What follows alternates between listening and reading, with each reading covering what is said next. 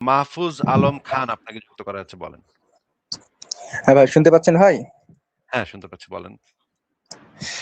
ভাই, আপনার সাথে কথা বলতাম, মানে প্রথমে আপনার একটু কিছু বিষয় আমি জানতাম। আপনার ভিডিও আমি অনেকদিন ধরে দেখি, তারপর আপনার সম্পর্কে আজকে একটু ভালোভাবে জানতে চাই। তো ভাই আমার আপনি, আপনার সম্পর্কে কাছে প্রথমে, আমার হ্যাঁ, সম্পর্কে আমি তো একটু কথা শুনেন, প্রথমে আপনার কাছে ক্ষমা শুনেন, চেয়ে নিচ্ছি। একটু কথাটা হ্যাঁ বলেন। শুনেন ভাই, কথাটা শুনেন। হ্যাঁ বলবেন। আসিফ মহিউদ্দিন নিয়ে তো আমরা আসলে লাইভ করি না। আসিফ মহিউদ্দিন কি খায়, কেমনে ঘুমায়, কবে কোথায় যায়, সেগুলো নিয়ে আসলে আমাদের লাইভের মানে আলোচ্য বিষয় সেটা না। আমার সম্পর্কে যদি আপনি জানতে চান তাহলে আপনি গুগলে সার্চ করেন বা বিভিন্ন মানুষের কাছে জিজ্ঞেস করেন। আমি আমার সম্পর্কে কিছু বলি না ভাই, হ্যাঁ? ভালোও বলি না, মন্দও না বলি ভাই, না। ঠিক না আছে? ভাই, এখন ভাই আপনি ভুল যদি বুঝেন আমার না, সম্পর্কে আমি না, জানতে চান, আপনি হ্যাঁ যদি না, আমার ওটা না সম্পর্কে ভাই। একটু কথা শুনেন ভাই, কথা শুনেন ভাই। যদি আচ্ছা আমার ভাই, ঠিক আছে। সম্পর্কে জানতে চান তাহলে দেখেন অন্যরা আমার সম্পর্কে কি বলে। তাদের তাদের কথাবার্তা শুইনা আমার সম্পর্কে হয়তো কিছুটা আপনি আইডিয়া করতে পারবেন। সেটা আপনি অন্য মানুষের কাছ থেকে শুনবেন। আমি আমার সম্পর্কে কোনো কিছু বলতে আগ্রহী না।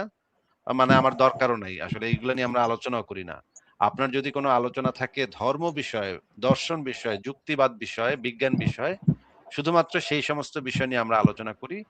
আপনার যদি সেই সমস্ত বিষয় নিয়ে কোনো আলোচনা থাকে সেটা করতে পারেন। কিন্তু ব্যক্তিগতভাবে আসিফ মহিউদ্দিন কি, কেমনে ঘুমায়, কেমনে খায়, কেমনে হাগে, কেমনে আ ঘুরতে যায়, এগুলা ভাই এই আলোচনার জন্য আমরা এই লাইভ করি না। হ্যাঁ, বলেন।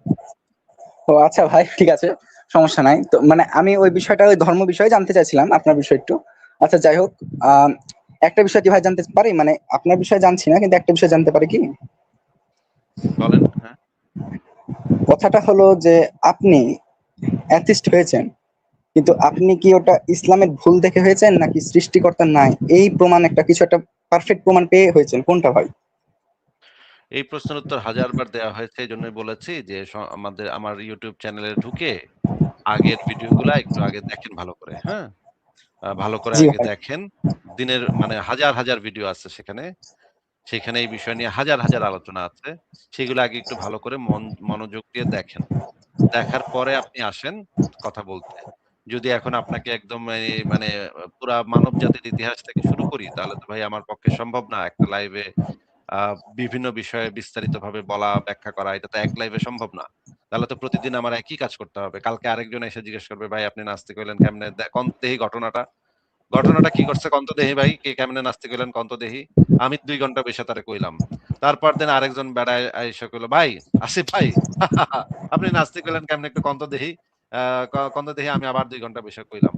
আবার তারপর দিন, "ভাই তাইলে কি আমি প্রতিদিন এক কাহিনী কি আমি ডেইলি গরুর রচনা, আমি এক কাহিনী এক গরুর রচনা ডেইলি আমি বলতে থাকবো ভাই?" এইজন্য আল্লাহর রাস্তে ভাই, আল্লাহর দোহাই লাগে, আল্লাহর বাস্তে একটু আমার YouTube চ্যানেলে ঢুকে পুরোনো ভিডিওগুলা একটু দেখেন। সেখানে সবকিছু রাখা আছে। আগে এগুলা দেখে শেষ করেন বা যে বিষয়ে আপনার জানার আগ্রহ সেটা একটু সার্চ করেন। আমার চ্যানেলে ঢুকে সার্চ করেন। সার্চ করলেও পাইবেন। তারপরে দেখে টেখে আইসা তারপরে এরপরে যদি যেই প্রশ্নের উত্তর আমি দেই নাই বা যেগুলা নিয়ে আমি আলোচনা করি নাই, সেইরকম কোন প্রশ্ন থাকলে আসবেন। সেইটা নিয়ে আমরা কথা বলতে পারি। কিন্তু যেই প্রশ্নের উত্তর ভাই আমি ৫০ বার দিচ্ছি, ৫০ টা লাইভ হইছে। এইটা যদি এখন আবার আমার শুরু থেকে কন লাগে, এটা তো একটা আমার জন্য মুসিবত। তাই না? আমি একই গরুর রচনা কয়বার লিখবো ভাই কোন তো? ও আচ্ছা ভাই, আপনার ভাই ভিডিও আমি রেগুলারই দেখি, রেগুলারই দেখা হয় আসলে। বাট তারপরেও জানতে চাইছিলাম। আচ্ছা ভাই, আরেকটা কথা জানতে চাই। আমি প্রায় দেখি আপনার অনেক ভিডিওতে, শুধু আপনার না, আসাদ নূর ভাই প্লাস অনেকের ভিডিওতে দেখি এই কথাটা আলোচনা প্রচুর হয়, কিন্তু আমি যখন ইতিহাসটা দেখলাম তখন অন্যরকম একটা মানে ভিন্ন চিত্র দেখতে পাচ্ছি। তখন আমি ভাবলাম যে ভাইরা আসলে এখানে কি বোঝাতে চেয়েছে। আপনারা দাস প্রথা নিয়ে একটা কথা বলেন রেগুলারলি, এটা আমি দেখি। তো ভাই, এটা তো পৃথিবীতে, এটা সবাই জানে ইতিহাসে, সে সময় তো এটা দাসপ্রথা ছিলই। এটা তো ইসলাম তৈরি করেনি, এটা তো দাসপ্রথা আগে থেকেই ছিল। সেক্ষেত্রে ইসলাম এসে তৈরি এটার একটা করেছে, নিয়ম তৈরি করেছে। ইসলাম তৈরি করেছে নাকি করে নাই এটা এই রকমের অভিযোগ তো কেউ করে নাই যে ভাই এটা ইসলাম তৈরি হ্যাঁ, করেছে। তাহলে হ্যাঁ, তাহলে, এটা যদি কথার তাহলে ভাই মাঝখানে না, হ্যাঁ হোক তাহলে করে ভাই না, ভুল। কথার মাঝখানে হ্যাঁ হোক করে না, কথার মাঝখানে হ্যাঁ হোক করেন না। একটু চুপ থাকেন, আচ্ছা, আমার প্রশ্নটাকে শুনেন। প্রশ্ন শোনার মানে মানে অভ্যাসটা তৈরি করেন ভাই, হ্যাঁ? আচ্ছা ভাই, কথার আচ্ছা ঠিক মাঝখানে আছে। হ্যাঁ, হ্যাঁ, হ্যাঁ, হ্যাঁ বইলেই উত্তর দেওয়া শুরু করে দিয়েন না। আচ্ছা আমার ঠিক আছে। কথাটা আগে শুনেন মনোযোগ দিয়ে। আমরা নাস্তিকরা কেউ কখনো বলি নাই যে ইসলাম দাস প্রথাকে চালু করেছে, শুরু করেছে। এটা কি কোন নাস্তিক দাবি করেছে যে ইসলাম এসে দাস প্রথাকে চালু করেছে? তাহলে আপনি এই উত্তরটা কেন দিচ্ছেন? মনে করেন আপনার আ আপনার বোনকে একটা ধর্ষক ধর্ষণ করেছে। এখন হুম। সেই ধর্ষক যদি আপনাকে বলে যে, "ভাই ধর্ষণ তো আমি চালু করি নাই ভাই। আমার আগেও তো দর্শন করছে, আমার পরেও তো দর্শন করবে। হ্যাঁ? আক্কাসে দর্শন করছে, কুদ্দুসে দর্শন করছে।" এই কথাটা বলে কি এই কথাটা বললে কি তার ধর্ষণটা জাস্টিফাইড হয়? তার ধর্ষণটা কি নৈতিক হয়ে যায়? না, নৈতিক তো হয় না।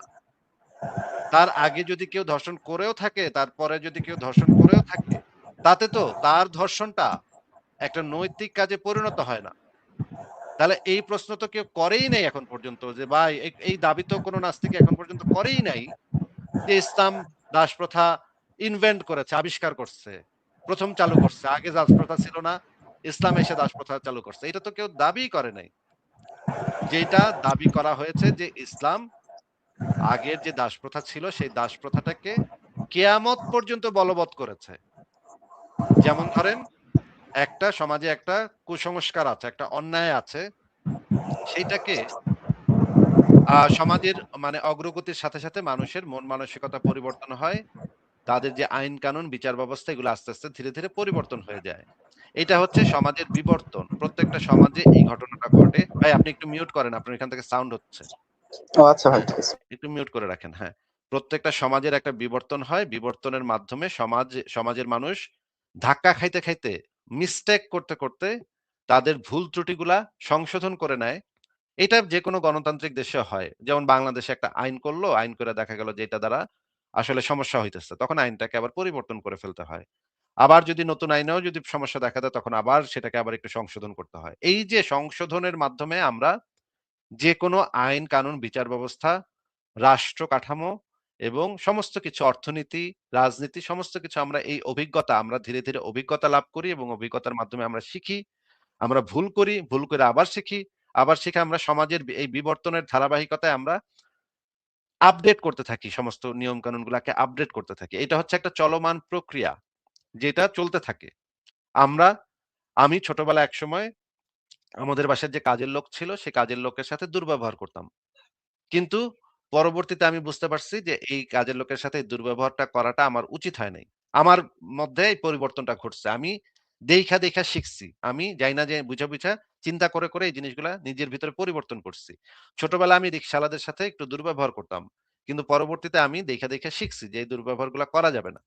এই যে আমার যে পরিবর্তনগুলা হইতেছে, এই পরিবর্তনগুলা সমাজের ভিতরেও হয়। একজন মানুষের ভিতরে যে পরিবর্তনগুলা হয়, সেটা সমাজের ভিতরে এই পরিবর্তনগুলা হয়।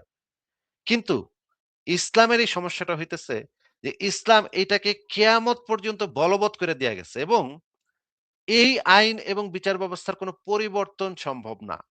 কারণ শরীয়তের বিধান অপরিবর্তনশীল। শরীয়ত ইসলামী শরীয়তে যেটা নবী এবং আল্লাহ বইলে দিছে, সেটা কেয়ামত পর্যন্ত ইসলামে প্রযোজ্য হয়ে গেছে। সেটা আর তখনকার সময় এখনকার সময় বইলা কিছু নাই এখন আর। মুহাম্মদের আমলে যেই সময় যেই জিনিসটা মুহাম্মদ বইলা গেছে সেইটা ইসলামে কেয়ামত পর্যন্ত প্রযোজ্য হবে। এই কারণেই আইসিস যখন ক্ষমতায় আসছে তখন তারা আবার দাস ব্যবসা শুরু করছে। এই কারণেই আফগানিস্তানে এখন আবার দাস ব্যবসা চালু হইতেছে। কারণ ইসলামী শরীয়ত যেখানে চালু হবে সেখানে আবার দাস ব্যবসা চালু হবে, দাস প্রথা চালু হবে। কারণ ইসলামের ভিতরে এখন পর্যন্ত এই দিন পর্যন্ত ইসলামে দাস প্রথা চালু আছে। ইসলামে তো দাস প্রথা কখনো নিষিদ্ধ হয় নাই, হবে না। কেয়ামত পর্যন্ত এটা চলতে থাকবে। কিন্তু আমরা যারা মানে আ ইসলামের বাইরে আছি তারা নিয়ম কানুন তৈরি করছি, জাতিসংঘ তৈরি করছি, জেনেভা কনভেনশন তৈরি করছি। এইগুলার আলোকে আমরা এখন বলতে পারি দাসপ্রথা সারা পৃথিবীতে এখন আইনগতভাবে নিষিদ্ধ। এবং পৃথিবীর সভ্য দেশগুলা সেখানে সিগনেচার করছে যে দাসপ্রথা আর পৃথিবীতে চালু করা যাবে না। এটাকে মানে কঠোরভাবে বন্ধ করে রাখতে হবে। কিন্তু ইসলামের হুকুমতটা কি বিষয়? ইসলাম কি দাসপ্রথাকে ডিসওন করে? না। এই বর্তমান সময়ে সৌদি আরবের যে সর্বোচ্চ সালাফি স্কলার শায়েখ সালেহ আল ফাওজান, তিনি হচ্ছেন সৌদি আরবের সালাফি স্কলারদের ভিতরে মানে সারা পৃথিবীর ইসলামিক স্কলারদের মধ্যে শীর্ষতম স্কলার হইতেছে শায়েখ সালেহ আল ফাওজান। শায়েখ সালেহ আল ফাওজান তার বক্তব্যতে সরাসরি বলছে এবং তার ফতোয়াতে সরাসরি বলছে যে দাস প্রথা এবং জিহাদ হইতেছে ইসলামের অংশ। এইটা কেয়ামত পর্যন্ত চালু থাকবে। ইসলামে যতদিন জিহাদ থাকবে ততদিন দাসপ্রথা থাকবে। ততদিন মুসলমানরা কাফেরদেরকে মাইরা তাদের মা-বেটিকে গনিমতের মাল হিসেবে আইনা তাদেরকে সেক্স স্লেভ হিসেবে ব্যবহার করবে। এটা কিয়ামত পর্যন্ত প্রযোজ্য, কারণ নবী এটা কইরা গেছে। এখন আপনি যদি বলেন ভাই ইসলামের আগেও তো এটা ছিল। হ্যাঁ, ইসলামের আগে এটা ছিল, এটা কেউ অস্বীকার করে না। ইসলামের আগে এটা ছিল, পরেও এটা ছিল। আপনি যদি বলেন ভাই ইসলামে এসে এটাকে সংস্কার করেছে। না, ইসলামের আগেও অনেকে এটাকে সংস্কার করেছে, পরেও এটাকে অনেকে সংস্কার করেছে। প্রাচীন রোমান সাম্রাজ্যে যেই দাসপ্রথা ছিল, রোমান সম্রাটরা দাসপ্রথাকে একভাবে সংস্কার করেছে। প্রাচীন গ্রিক সাম্রাজ্যে যেই দাসপ্রথা ছিল, গ্রিকরা তাদের দাসপ্রথাকে আরেকভাবে সংস্কার করেছে। কিছু, কিছু ক্ষেত্রে তারা দাসকে কিছু অধিকার দিয়েছে, আবার কিছু, কিছু ক্ষেত্রে আবার অধিকার হরণ করেছে। ইতিহাস এইভাবে আ মানে ঘটনাবলী এইভাবে চলেছে। যেমন কিছু, কিছু জায়গাতে বিশেষ করে রোমান সাম্রাজ্যে দাসদের একটা অধিকার ছিল জমি ওন করার। তারা জমি কিনতে পারত। দাসরা নিজেরা দাস, কিন্তু তাদের মালিকানায় তারা জমি কিনতে পারত। এই অধিকারটা প্রাচীন রোমান সাম্রাজ্যে ছিল। আবার চীনের সাম্রাজ্যে আবার দাসদের আবার কনসেপ্টটা ভিন্ন ছিল। ভারতে আবার দাসদের কনসেপ্টটা আবার ভিন্ন ছিল। ইউরোপে আবার দাসদের কনসেপ্টটা ভিন্ন ছিল। এইভাবে পৃথিবীর প্রত্যেকটা জায়গাতে দাস প্রথা ভিন্ন, ভিন্ন ভাবে ছিল। কিন্তু যে বেসিক যে জিনিসটা সেইটা এক ছিল। বেসিক জিনিসটা কি? সেটা হচ্ছে একজন দাস তার যে সত্তা, সেই সত্তার উপর তার নিজস্ব কোনো নিয়ন্ত্রণ নাই। সে সত্তাগতভাবে আরেকজনের পরাধীন। যে তার মালিক সে তাকে ওন করে, সে তাকে বাজারে নিয়ে বিক্রি করতে পারে। তার নিজস্ব কোনো সত্তা নাই। তার সত্তাটা হচ্ছে তার মালিকের। এইটা হচ্ছে দাস প্রথার বেসিক কনসেপ্ট। এখন এই বেসিক কনসেপ্টটা কি ইসলামে আছে? হ্যাঁ, ইসলামে এই বেসিক কনসেপ্টটা আছে যে দাস হচ্ছে একজন মালিকের মালিকানাধীন একটা বস্তু। তাকে একজন মালিক নিয়ে বাজারে নিয়ে বিক্রি করে দিতে পারে। এখন এইটা যখন ইসলামের ভিতরে থাকে এবং কেয়ামত পর্যন্ত এটা প্রযোজ্য হয়, এবং এই আইন যদি অপরিবর্তনশীল হয় তাহলে তো এটা একটা বিরাট সমস্যা। কারণ এখন যদি পৃথিবীতে ইসলাম আবার কায়েম হয় তাহলে আবার দাসপ্রথা চলে আসবে। আবার মানুষকে কাফেরদেরকে মেরে তাদের মা-বেটিকে গনিমতের মাল হিসেবে নিয়ে আসা হবে ধইরা বাইন্ধা, এবং তাদেরকে সেক্স স্লেভ হিসেবে ব্যবহার করা হবে। সেই মেয়েদেরকে সেক্স স্লেভ হিসেবে ব্যবহার করছে। নবী নিজে করছে, নবীর সাহাবীরা করছে। যে মেয়েদেরকে কাফেরদের নারীদেরকে ধইরাই না সেক্স স্লেভ হিসেবে ব্যবহার। কি ভয়ংকর ব্যাপার! এইটা যে শুধুমাত্র নবীর আমলে হইছে ১৪০০ বছর আগে হইছে তা তো না। এইটা নবী মোহাম্মদ একেবারে রুল করে দিয়ে গেছে, যেটা কেয়ামত পর্যন্ত প্রযোজ্য থাকবে। এইভাবেই চলতে হবে।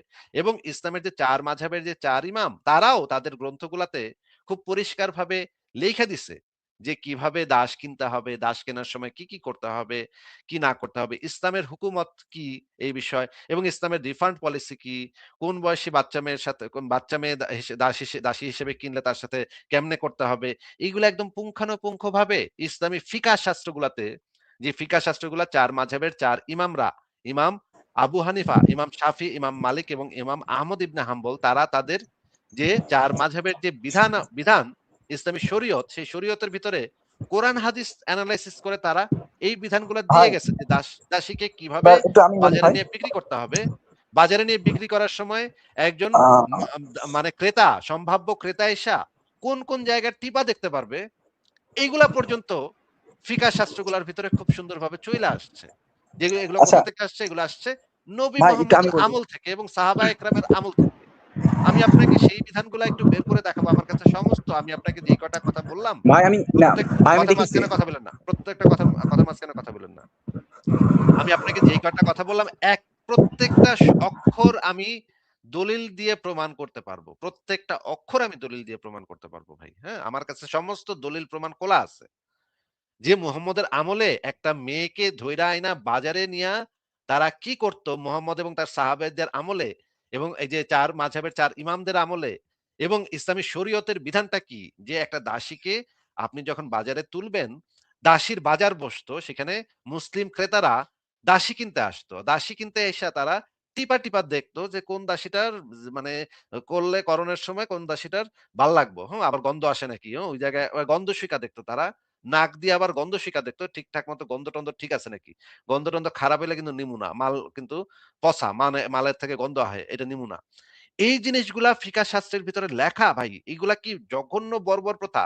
এখন এমন যদি হইতো যে এটা তো ভাই ১৪৫০ বছর আগের আরব দেশের মানে কেচ্ছা কাহিনী, এগুলো নিয়ে গুতাগুতি করার কি আছে? না, এগুলো নিয়ে এখনো গুতাগুতি করার দরকার আছে। কারণ এগুলা এখনো যদি ইসলাম কায়েম হয় তাহলে আবার এই আইনগুলা ফেরত আসবে। কারণ ইসলামের এই আইনগুলা মানে অপরিবর্তনশীল। সময়ের সাথে, সাথে এগুলো পরিবর্তন হয় না। আমরা যদি নতুন জিনিস দেখতে পাই, আমরা যদি বলি যে, "না এখন তো যুগ পাল্টাইছে, এখন তো আর দাসপ্রথা চালানো যাবে না।" এটা ইসলাম মানবে না। ইসলাম বইলা দিবে যে, "না, দাসপ্রথা আল্লাহ এবং নবী যেটাকে হারাম করে নাই সেটা কিয়ামত পর্যন্ত হারাম না। সেটা হালাল থাকবে এবং সেটা করতে হবে।" এইটা ইসলাম বলে। তো আপনি একটু আমাদেরকে বলেন যে আপনাকে কে বলছে যে দাসপ্রথা ইসলাম আ চালু করছে? এটা আপনাকে কে বলছে? আপনি আমার বক্তব্যের মাঝখানে কোন একটা পয়েন্টের দলিল প্রমাণ চান কিনা সেটা একটু বলেন। আচ্ছা ভাই, আমি ওটা আসলে বোঝাতে চাইনি, আপনারা বলেননি, আমি বলছি যে আপনারা যে বলেন, কিন্তু এখানে তো তাহলে এটা সে সময় এটা বিদ্যমান ছিল, সেক্ষেত্রে এটা নবী যে সে সময় এটা করেছে, এটা তো আপনি যদি 1450 বছর আগের আইনের সাথে বর্তমান একটু, একটু, একটু, 2026। একটু, একটু, একটু, একটু, একটু, একটু, একটু, ভাই একটু। একটু শেষ সেই করে ভাই, সময় তো দুসরান না, না, সেই সময় তো দুসরান ভাই। মূর্তি পূজাও তো প্রচলিত ছিল। তাহলে মোহাম্মদ তো এসে মূর্তি পূজা বন্ধ করছে। সেই সময় তো মদ খাওয়া প্রচলিত ছিল। মোহাম্মদ তো এসে মদ খাওয়া বন্ধ করছে। সেই সময় তো আরো অনেক কিছু প্রচলিত ছিল। সেহেতু মোহাম্মদ তো সেগুলো বন্ধ করছে আইসা। যেগুলো মোহাম্মদের কাছে মনে হয়েছে এগুলো ভালো না সেগুলো তো মোহাম্মদ বন্ধ করছে। তাহলে এত ইম্পোর্টেন্ট একটা বিষয় যে একজন মানুষকে বাজারে নেয়া হচ্ছে বিক্রি করার জন্য গরু ছাগলের মতো। তারে গলায় রশি বাইন্ধা বাজারে নিয়া ঝুলায় রাখা হচ্ছে যে কে আইসা তারে টিপা-টুপা দেখবে, টিপা-টুপা কিনবে। তারপর একটা মেয়ে তার একটা আত্মসম্মান আছে, তার একটা মর্যাদা আছে। এই মেয়েটা যদি আমার বোন হয়, এই মেয়েটা যদি আমার মা হয়, আমি তো এই মেয়েটাকে মনে করি এই মেয়েটা আমার বোন, এই মেয়েটা আমার মা। এই আমার মাকে যদি এভাবে আমার বোনকে যদি এভাবে বাজারে নিয়ে হোক সে কাফের, হোক সে ইহুদি, হোক সে খ্রিস্টান, হোক সে হিন্দু। আমি এগুলো তো কেয়ার করি না। একটা মেয়েকে বাজারে নেয়া হচ্ছে জামাকাপড় খুইলা, লোকজন আইসা টিপা দেখতেছে, টিপা দেইখা বলতেছে যে, "এটার দাম কত রে? না ৳৫,০০০ দিবি? না ৳৫,০০০ না আমি ৳৩০০ দিমু। ৩০০ না, না, না, না মানে ভাই আমি ৳৫০০ দিমুনে। আরেকটু কমান ভাই, আরেকটু কমান। ৪,৫০০ দেন। আচ্ছা, আচ্ছা, আচ্ছা ঠিক আছে ভাই।" এইভাবে একটা মেয়েকে কেনা হইতেছে দরদাম করে। এইটা তো এটা তো আমি কল্পনা করি এটা আমার বোন, এটা আমার মা। এই মেয়েটার যে মানবিক সম্মানটা সেখানে মানে ভয়ংকরভাবে বিলোপ করা হচ্ছে। এই মেয়েটার কোনো মানবিক সম্মান আর থাকতেছে না। একজন মানুষের যে ন্যূনতম মানবিক মর্যাদা থাকে, সেটা তো এখানে নাই হয়ে যাচ্ছে। এটা কিভাবে সম্ভব যে একটা মানুষকে দড়ি বাইন্ধা হাটে উঠাইছে গরু ছাগলের মতো, গরু ছাগলের টিপাটিপির মতো গরুর হাটের মতো টিপা দেখতেছে। ভাই, আপনি যেটা বললেন আবার একটু বলেন তো যে কথাটা বললেন যে আমি বলছি যে 1450 বছর আগের আইন আপনি যদি মূর্তি বর্তমান পূজা এবং মদ খাওয়া কি আচ্ছা নিষিদ্ধ ভাই, করছে এক নাকি মিনিট করে নাই? এক মিনিট ভাই, আচ্ছা এক মিনিট ভাই, দাস প্রথা যদি আচ্ছা, মূর্তি পূজা এবং মদ আচ্ছা ভাই খাওয়া শুনেন একটু ভাই, মোহাম্মদ বলতে দেন আমাকে।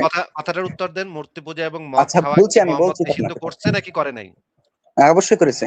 আরো অনেক কিছু নিষিদ্ধ করে নাই যেগুলা সমাজে প্রচলিত। সুদ নিষিদ্ধ করছে না? হ্যাঁ অবশ্যই।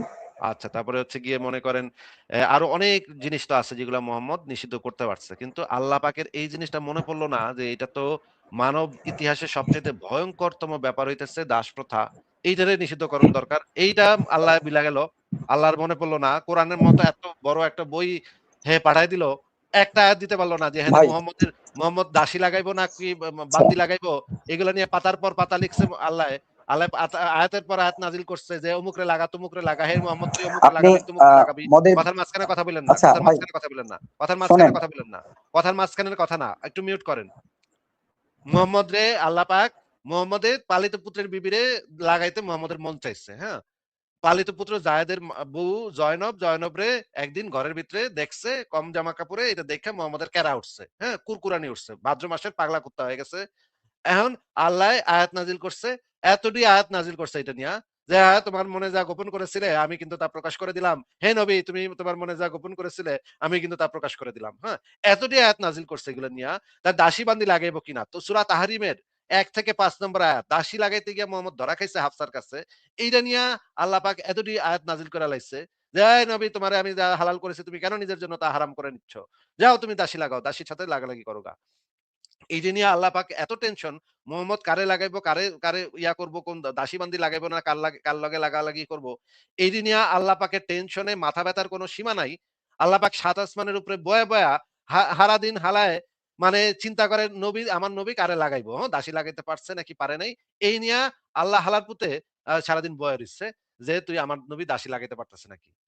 কিন্তু এই এত ইম্পোর্টেন্ট একটা বিষয় দাস প্রথা, আল্লাহ পাক তো নবী মুহাম্মদ মইরা গেলেই তো আল্লাহ পাকের সাথে মানুষের লিঙ্ক শেষ। আর তো হইয়া আইব না। এইটা তো সর্বশেষ ওহী। এরপরে তো আর হইয়া আইব না। তাইলে ভাই কেমনে কি? তাইলে আল্লাহ পাকের এটা মানে সব কথা সবচাইতে মানে উত্তম কথাগুলো বইলা দেন কাম না। আগে নবীটি না হয় না কইছে। আগে বুঝলাম যে ঈসা নবী, মুসা নবী এটি দাস প্রথা নিয়ে কিছু কয় নাই। এটাই না হয় নাই কইছে। কিন্তু নবী মুহাম্মদ তো শেষ নবী। এটা তো সর্বশেষ নবী। হের তো এটা কওনের কথা। হে তো এটা কয়ে যাইব যে তুই তোরা দাস প্রথা নিয়া বেশি মাতামাতি করিস না। আজকে থেকে দাস প্রথা বন্ধ হয়ে গেল, নিষিদ্ধ হয়ে গেল। এইটা তো নবী মুহাম্মদের কয়ে যাওয়ানোর কথা। আল্লাহর তো এইখানে সেই জিনিসটা বইলা দেওয়ার কথা। তোরা দাসী কেউ কারো দাস না। প্রত্যেক মানুষের মর্যাদা সমান। এই কথাটা তো আল্লাহর স্পষ্টভাবে ঘোষণা করার কথা। আজকে থেকে দাস প্রথা নিষিদ্ধ হয়ে গেল। এটা তো আল্লাহ পাকের এটা বইলা দেওয়ানোর কথা। আল্লাহ পাকে বইয়া রইছে নবী কারে কি লাগাইবো না নবী কোন দাসীরে লাগাইবো, কবে কোন দাসীরে লাগাইবো এটা নিয়া গন্ডার পর গন্ডা আয়াত নাযিল করতেছে। মানে এগুলা কোনো কথা? এগুলা কোনো সেন্স মেক করে? এগুলা কোনো মানে কথাবার্তা নাকি? ফাইজলামি নাকি? মদ খাওয়া মানে সুদ নেওয়া, সুদ নিলে এখন তো সারা পৃথিবী সুদের উপরে চলতেছে।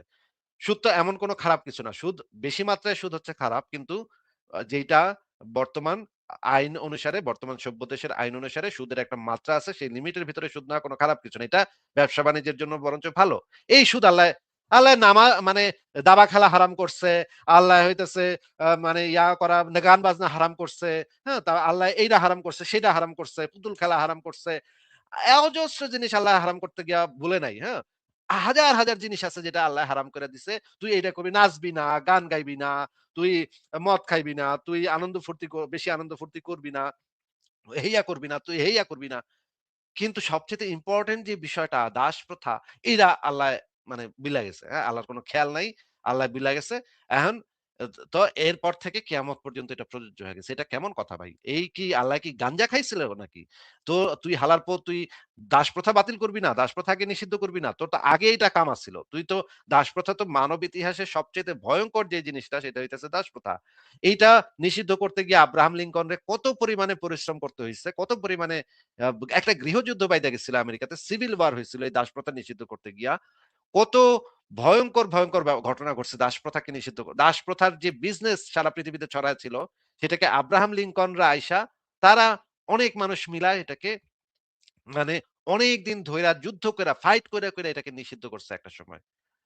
কারণ তো সেই সময় দাসপ্রথা সারা পৃথিবীতে বড় বিজনেস টাইকুন ছিল দাসদের। কিন্তু আল্লাহ পাক সেটা যেটা আব্রাহাম লিঙ্কনরা করতে পারছে, এটা আল্লাহ পাকে করতে পারে নাই, নবী করতে পারে নাই। কেন রে ভাই? আল্লাহ পাক তো কইলেই হইতো একটা তোরা আজকে থেকে দোষ রাখবি না। সব ছেড়ে দে, সব আজকে থেকে দাস প্রথা নিষিদ্ধ। আল্লাহ কইলে তো সাথে কামটা হয়ে যাওয়ার কথা। আল্লাহ তো চাইলে একটা টুস্কি মারলে সবকিছু নাকি মুমিনরা নাকি সবকিছু টুস্কি মারলেই সবকিছু শুইনা ফেলায়। আল্লাহর হুকুম তো আর কেউ অমান্য করতে পারত না। মুমিনরা কি কইতে পারত না, আল্লাহ তো তোরে পুছি না, যা আমরা দাসের আহুমি। এটা তো মুমিনরা কইতে পারত না। মুমিনরা তো মানতে বাধ্য। তাইলে আল্লাহ এটা কইতে পারল না কেন? দাস প্রথা তোরা আজকে থেকে বন্ধ নিষিদ্ধ। এটা কইতে পারল না কেন? কি অদ্ভুত কথা। হ্যাঁ, এবার মাহফুজ আলম আপনি বলেন তো কি বলতেছিলেন? আচ্ছা ভাই, আপনি একটা উদাহরণ দিলেন তো মদের বিষয়টা আপনি বলেন। আপনি কি এটা জানেন মদ কি একবারে হারাম করা হয়েছে নাকি ৩ ধাপে হারাম করা হয়েছে? কোনটা আপনি জানেন? একটু কোরআন দিয়ে বলেন তো। ৪ ধাপে হারাম করা হয়েছে। ৪ টা তো আয়াত নাযিল হয়েছে। তাহলে তো চাইলে একবারেই করতে পারতো, একবারে কেন করলো না? এটা বলেন একটু।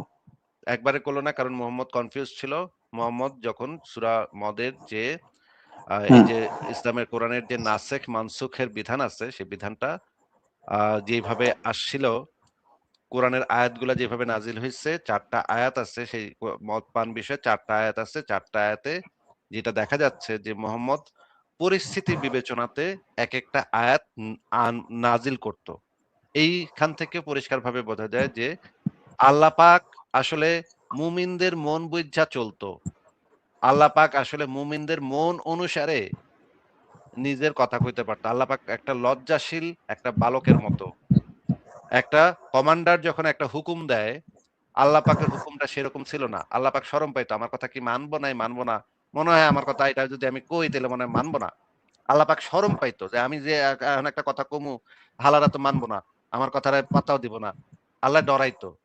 আপনি যদি দাবি করেন যে কোরআনটা আল্লাহ পাকের কেতাব তাহলে এইটা প্রমাণ হয় যে আল্লাহ পাকের ডরাইতো যে আমি যদি এখন মদরে নিষিদ্ধ করি, আমার নবীর সাহাবীরা তো আমার নবীর পাছায় লাথি মেরে যাইবো গা। কইবো, "ধুর তোর আল্লাহরে পুছি না, আল্লাহরে ধুর তোর" বইলা যাইবো গা। হ্যাঁ? এইজন্য আল্লাহ পাক শরম পাইয়া আল্লাহ পাক যদি ১ম এই যদি আল্লাহ পাক যদি মদ নিষিদ্ধ করার ইয়াটা যদি আল্লাহ পাকের ভিতরে ১ম এই থাকতো, তাইলে আল্লাহ পাক যে সূরা নাহলের যে আয়াতটা আছে সেই আয়াতটা নাজিল করত না। সেই আয়াতে মদ সম্পর্কে প্রশংসাও করা আছে। এবং মানে জান্নাতে মানুষকে মদ দিবে এইটাও কোরআনে বলা আছে। জান্নাতে মানুষকে শরাব পান করাবে সেটাও বলা আছে। আবার আরেক জায়গাতে বলা আছে যে মদের যে ইয়াটা শেষ আয়াতটা সেই শেষ আয়াতটাতে বলা আছে মদ হইতেছে শয়তানের সৃষ্টি। এখানে আরেকটা মহা সমস্যা দেখা দেয় যে আল্লাহ পাক কোরআনের ভিতরে বলতেছে মদ হইতেছে শয়তানের সৃষ্টি। সেখানে আল্লাহ পাক আবার জান্নাতে সেই শয়তানের সৃষ্টি মদ দিয়া নাকি মুমিনদেরকে মজা দিবে। এইটা একটা বিরাট কন্ট্রাডিকশন। আপনাকে আমি যেটা বলতে চাচ্ছি ভাই, কোরআনের যে নাসেখ মানসুখ আয়াতগুলা আছে, সেই নাসেখ মানসুখ আয়াতগুলার দ্বারা আরো ভালোভাবে প্রমাণ হয় যে মোহাম্মদ পরিস্থিতি বিবেচনায় যে একেকটা আয়াত নাজিল করত, পরিস্থিতি বুইঝা তার একেকটা আয়াত আসতো, সেই জিনিসটা নাসেখ মানসুখ থেকে আরো পরিষ্কারভাবে বোঝা যায়। যেমন এই যে আ মানে ইদ্দত কতদিন হবে? ইদ্দতের সময়টা কতদিন হবে? ১ম এ ইদ্দত ছিল ১ বছরের। তার ১ বছর পর্যন্ত ইদ্দত পালন করতে হবে। তখন মহিলারা আইসা মুহাম্মদের কাছে বলল যে, "হ্যাঁ নবী, আল্লাহ পাক কইছে ১ বছর ইদ্দত করতে।" একটা আয়াতই আছে, কোরআনের একটা আয়াতই আছে। ১ বছরের ইদ্দতের ১ বছরের ইয়াটার কথা টাইমটা দেয়া ছিল। তখন মহিলারা ১ বছরের ইদ্দত পালন করত। তখন মহিলারা আইসা মুহাম্মদরে ধরছে। "হ্যাঁ নবী, আমরা তো ১ বছর মানে করলে তো এটা তো সমস্যা হয় যে আমরা তো স্বামী ছাড়া থাকতে পারি না। এখন কি করব?" তখন মুহাম্মদ কইল যে, "আচ্ছা ঠিক আছে আমি আরেকটা আয়াত আনতাছি। এরা খাড়া। তোরা খাড়া আমি আরেকটা আয়াত আনতাছি।" তারপরে মুহাম্মদ গিয়া এই কথাটা যদিও মুহাম্মদ বলে নাই, এটা আমি বলতেছি। মুহাম্মদ কইল যে, "আচ্ছা আরেকটা আয়াত আইছে।" তারপরে ৪ মাসের আরেকটা আয়াত আইল। এইভাবে কয়েক দফাতে ইদ্দতের টাইমটাও চেঞ্জ হইছে। মদেরটাও এভাবে কয়েক দফাতে চেঞ্জ হইছে। কেমনে চেঞ্জ হইছে? চেঞ্জ হইছে এমনে। ১ম এ আল্লাহ পাক কইছে মদের ভিতরে ভালো আছে। হুম? তোমরা উত্তম খাদ্য অন্বেষণ করো। আ এই যে সূরা নাহলের যে আয়াতটা। তারপরে বলছে যে মদের ভিতরে ভালোও আছে, মন্দও আছে। উপকারিতাও আছে, অপকারিতাও আছে। এরপরে দেখা গেল যে হযরত আলী মদ খায় একদিন নামাজ পড়ায়া দিল। হুম? ভুলভাল নামাজ পড়ায়া দিল। হ্যাঁ? এমন শব্দ উচ্চারণ করছে সেটা কুফরি অর্থ হয়ে গেছে। হযরত আলী যখন এই কাম করলো, ইমামতি করতেছিল হযরত আলী এবং সে ভুল উচ্চারণে নামাজ পড়ায় দিল এবং সেটাতে কুফরি হয়ে গেছে। এখন গিয়া সবাই ধরছে, হ্যাঁ, নবী, এ তো আলী তো মদ খায় তাও নামাজ পড়তে। তখন আরেকটা আয়াত নাযিল হলো, তোমরা মদ্যপান করে নামাজের ধারে কাছে যেও না। হুম? মানে তোমরা অন্য সময় মদ খাইতে পারো, কিন্তু মদ খায়া তোমরা নামাজের ধারে কাছে যেও না। এরপরে গিয়া শেষমেশ যখন মানে দেখা গেল যে এই যে যুদ্ধ-টুদ্ধ করতে সমস্যা হইতেছে, মদ-টদ বেশি খেলে যুদ্ধ-টুদ্ধ করতে সমস্যা হইতেছে। তখন গিয়া মানে আয়াত নাযিল হইলো যে মদ হইতেছে অপবিত্র শয়তানের কাজ। অপবিত্র শয়তানের সৃষ্টি। তার মানে ৪ টা ধাপ ছিল। মদ নিষিদ্ধ করার ৪ টা ধাপ ছিল। ৪ টা স্টেজ। এখন এটাকে যদি আপনি মনে করেন যে এটা আল্লাহ পাকই পাঠাইছে ৪ টা স্টেপ। আল্লাহ পাক মানুষের মন বুইঝা আয়াত পাঠায়। তাইলে তো ভাই আল্লাহ তো মানে কোন মানে কমান্ডারই না। সে তো সে কি করব না করব এটা বুইঝা তখন কথা কইতো। মিনমিন করে কথা কইতো। আল্লাহ পাকের তো কনফিডেন্সই নাই। তাইলে তো বোঝা যাবে আল্লাহ পাকের কনফিডেন্সই নাই। আল্লাহ পাক ডরায় যে সাহাবীরা কি মানবো না। আবার নাকি নবীরে লাথি মেরা জায়গা। এইজন্য আল্লাহ ডরায় একটু করে কইছে। কিন্তু অন্যান্য যে নাসেখ মানসুখের বিধানগুলা সেগুলা যদি আমরা একসাথে এনালাইসিস করি তাহলে আমরা বুঝতে পারি যে মুহাম্মদ একেক পরিস্থিতিতে যখন পরিস্থিতির উদ্ভব ঘটছে তখন গিয়ে একটা আয়াত মেরে দিছে। হ্যাঁ? সে যখন দেখা গেছে এই যে নামাজ পড়তে গিয়ে আলী দুর্ঘটনা ঘটায় ফেলাইছে তখন কইছে মদ খাইয়া তোমরা নামাজের ধারে কাছে যেও না। হ্যাঁ? আবার যখন দেখা গেছে যুদ্ধ-টুদ্ধ করতে সমস্যা হইতেছে, মদ খায় পইড়া রইছে সবডি সেই মদ যেদিন নিষিদ্ধ হয় সেদিন তো মদিনার ঘরে মদের বন্যা বয়ে গেছিল। তাহলে মদের মতো একটা জিনিস যেটা আ তে সাহাবীরা আসক্ত ছিল একদম। হ্যাঁ? মদে একদম আসক্ত ছিল। কারণ মদ যেদিন নিষিদ্ধ হয় সেদিন মদিনাতে একদম বন্যার মতো মদ বয়ে গেছে। মদিনার ড্রেন গুলা পুরা ভর্তি হয়ে গেছিল সেদিন মদে এবং রাস্তা পর্যন্ত মানে মদে একাকার হয়ে গেছিল। এই বর্ণনাও আছে যে যেদিন মদ নিষিদ্ধ হইল। তাহলে তার মানে হচ্ছে সাহাবীরা মদ পানে খুবই উৎসাহী ছিল এবং প্রচুর মদ তারা খাইত। তাইলে এত বড় একটা জিনিস যেটা মদ যেটা তারা ব্যবসা-বাণিজ্য করত এবং তারা খাইতো, এত বড় একটা নেশা সেটা খাড়ার উপরে নিষিদ্ধ করে দিতে পারলো আল্লাহ। আর দাস প্রথার মতো একটা প্রথা নিষিদ্ধ করতে পারল না কেন? আপনাকে তো আমি প্রশ্ন করেছিলাম যে মদকে যদি নিষিদ্ধ করতে পারল, তাহলে দাস প্রথাকে নিষিদ্ধ করতে পারল না কেন? দাস প্রথাকে তো আল্লাহ পাক নিষিদ্ধ করেই নাই, কোনো ব্যবস্থাও নেয় নাই। মোহাম্মদ নিজে আবার দাসীর সাথে সেক্স করে বাচ্চা পয়দা করছে। মোহাম্মদ নিজে আবার দাস প্রথাকে প্রমোট করছে। দাস বানাইছে মানুষকে। কাফেরদেরকে আক্রমণ করে তাদের মা-বেটিকে দাসী বানাইয়া আবার ভাগ করে দিছে সাহাবীদের মধ্যে। এইটা তো সরাসরি দেখা যাচ্ছে দাস প্রথাকে উৎসাহিত করছে মোহাম্মদ। দাস প্রথাকে নিরুৎসাহিত তো আমি এইখান থেকে দেখি না। হ্যাঁ, মাহফুজ আলম আপনি বলেন। আচ্ছা ভাই, আপনি একটা কথা বললেন তিনি প্রমোট করেছে দাস প্রথাকে। তিনি যদি প্রমোট করতেন তাহলে তিনি তো দাসী বানিয়ে রাখতে পারতেন। তিনি তাহলে আবার দাস থেকে মুক্ত করে তাকে আবার স্ত্রী মর্যাদা কেন দিলেন? এরকম দুটো দাসকে তিনি এরকম করেছেন, এটা কেন? আপনার কাছে কি মনে হয় এটা? এটাকে তিনি কার কথা প্রমোট বলছেন? করেছেন? কার কথা বলেছেন? কার কথা? দুটো দাসীর কথা একটু নাম বলেন তো? একটা মারিয়া বিনতে কিতাব দেখেন, আচ্ছা, মারিয়া মারিয়া, মারিয়া কিপ্তিয়াকে সে মানে আর আরেকটা মুক্ত সাফিয়া, আরেকটা সাফিয়া। একটু। মারিয়া কিপ্তিয়াকে সে মুক্ত করে স্ত্রী করেছে, এই প্রমাণটা যদি দিতে পারেন তাহলে আপনার কাছে আপনাকে আমি একটা ধন্যবাদ দিব এবং আপনার আমি প্রশংসা করব। আমি জানি এই প্রমাণ আপনি বাপের জন্মেও দিতে পারবেন না। মিথ্যা কথা কেন বলতেছেন ভাই? আরে ভাই, যখন ইব্রাহিম হলো তখন তো তিনি সেই মুক্ত করে স্ত্রী মর্যাদা দিলেন তাকে। না, স্ত্রীর মর্যাদাতে যে দিয়েছে, তাকে যে স্ত্রী করেছে, সেই দলিলটা একটু আপনি আমাদেরকে দেখান। আপনার মুখের কথা বইলেন না যে, "ভাই এটা তো হলো ভাই, এটা তো এরকম হলো।" এই দলিলটা দেখান। দলিলটা। কোরআন বা হাদিস হাদিস থেকে বা ভাই, সিরাত বা তাফসীর, সেই দলিলটা হাদিসেই ভাই দেখান। আছে, হাদিস আমি শুনেছি, বাট হ্যাঁ, এখন তো তাহলে আমার কাছে নাই ওটা ভাই। হাদিস নাম্বারটা দেন। আপনি কেন আপনার বাপের জন্মে যদি সারা পৃথিবীর সমস্ত মোল্লাকে আমি একটা মানে ইসের ভিতরে মেশিনে ঢুকে চিপ মারি, তাইলে এই হাদিস বাইর হবে না ভাই পৃথিবীর কোথাও থেকে। মানে কার সাথে আপনি কথা বলতে আসছেন আপনার কোনো আইডিয়া নাই ভাই। পাগলের মতো মানে ফাপড়বাজি করতে গিয়ে ধরা খায় গেলেন। হ্যাঁ? মারিয়া আচ্ছা ভাই, কিপ্তিয়াকে মোহাম্মদ আচ্ছা, কখনোই বিয়ে করে নাই। মারিয়া আচ্ছা ঠিক কিপ্তিয়াকে আছে ভাই। মোহাম্মদ সাফি, ভাই সাফ, কথার মাঝখানে কথা বলতেছেন কেন? আমি কথা বলতেছি না? কথা শুনেন। আচ্ছা বলেন। আচ্ছা, আচ্ছা। মারিয়া কিপ্তিয়াকে পাইছিল মিকাওয়াকাস নামক একজন মিশরের সম্রাটের কাছ থেকে উপহার হিসেবে মাইয়া পাইছিল। সেই মোহাম্মদ এমনই লুচ্চা ছিল যে সে মাইয়া নিত, রাজাদের থেকে মাইয়া গিফট নিত।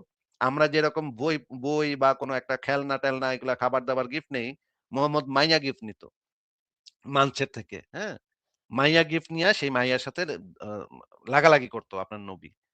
এই মারিয়া কিপ্তিয়াকে পাইয়া তারপরে হাফসা একদিন গেছে বাপের বাড়ি। হাফসার বিছনায় তাড়াতাড়ি লুকায় মারিয়া কিপ্তিয়াকে নিয়ে ঢুকছে নবী। ঢুইকা হাফসার বিছনায় মারিয়া কিপ্তিয়াকে উঠাইছে। উঠাইয়া শুরু করছে মেশিন চালানি। আপনার নবী শুরু করছে মেশিন চালানি দাসী মারিয়া কিপ্তিয়ার সাথে। এই সময় আবার হাফসা এসে উপস্থিত। হাফসা এসে আবার দেইখা ফেলাইছে যে আমার নবী ভিতরে আমার বিছনায় দাসীর সাথে লাগায় যাচ্ছে। হ্যাঁ? ধিঙ্কা চিকা কইরা যাচ্ছে। হ্যাঁ? এটা দেইখা ফেলাইছে হাফসা। দেইখা হাফসা তখন কান্না শুরু করছে যে, "আপনি আমার বিছনায় আমার ঘরে দাসী মারিয়ারে তুইলা লাগানি শুরু করে দিছেন। এটা কেমন কথা? এটা কি করলেন আপনি?" এই নিয়া এমন কাইজ্জা-কাচাল লাগছে, পুরা সব বিবিরে তালাক দেয়ার মতো ঘটনা ঘটে গেছিল।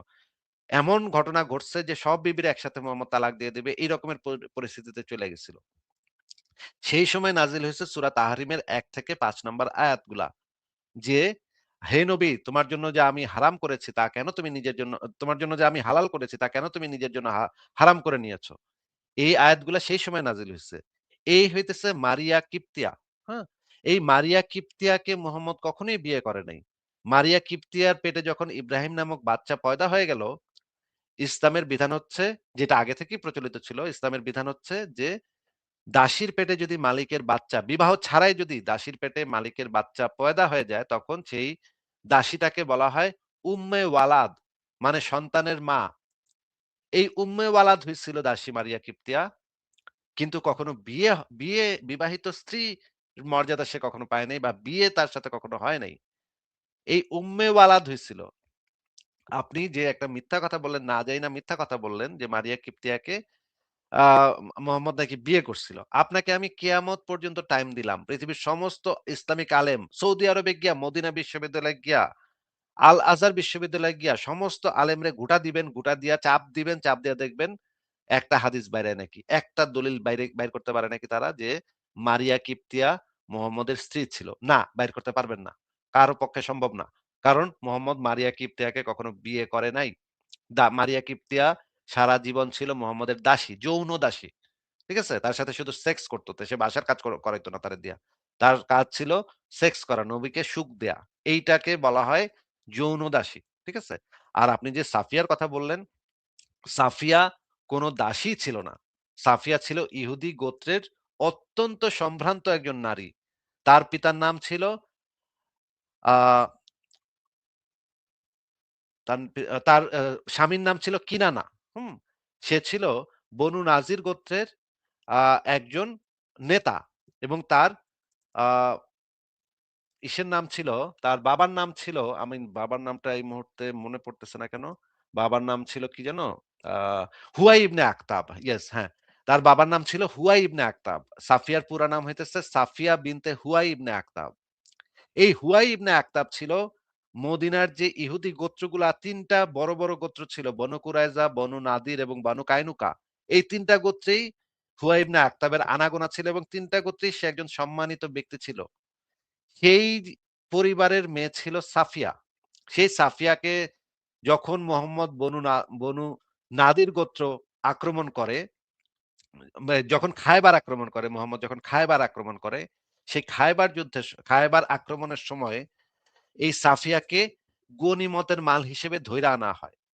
সে কোনো দাসী ছিল না। সে একজন সম্ভ্রান্ত নারী ছিল। তাকে মোহাম্মদ গনিমতের মাল বানাইছে। মুহাম্মদ তার পুরা পরিবারকে হত্যা করছে।